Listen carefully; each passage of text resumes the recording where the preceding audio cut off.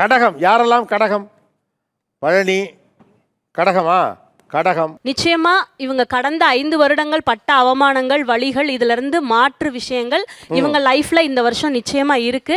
அதை அவங்களுக்கு நான் இந்த மாலையை கொடுக்கறதன் மூலமா நான் தெரிவிக்கிறேன். இப்போ பார்த்துக்கிட்டு இருக்கிறவங்க எல்லாருக்குமே சரி, இவங்க செய்ய வேண்டிய முதல் விஷயம் என்ன அப்படின்னா, கடகராசிக்கான பலன்களை வேற எங்கேயுமே பார்க்கக்கூடாது. கடகராசிக்கான பலன்களை இவங்க எங்கேயாவது போய் பார்த்தாங்கன்னா மனசு ஃபுல்லாக குழப்பம்தான் ஏற்படும்.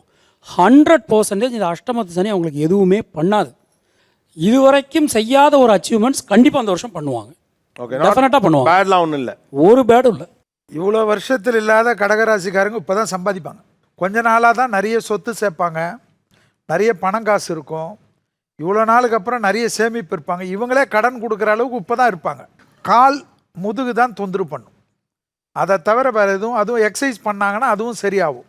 பயப்படுற அளவுக்கு கடகத்துக்கு இப்போ ஒன்றும் இல்லை. நல்ல டெவலப்மெண்ட் ஆவாங்க. நிறைய பேர் லைம் லைட்டுக்கு வருவாங்க பப்ளிக்கு. முதல்ல கடகராசி பார்த்தாவே ஓடின்னு இருப்பாங்க.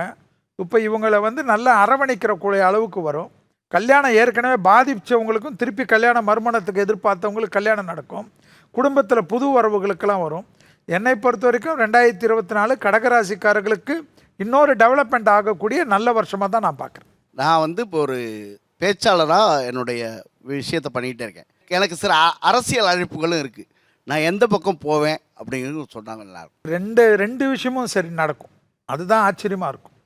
அவர் இப்போ சினிமாவில் இருந்தாலும் இதுலேயும் இருப்பார், அரசியல்லையும் இருப்பார்.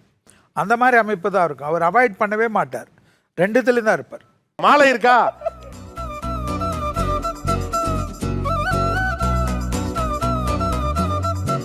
கடகத்துக்கு 3 மாலை.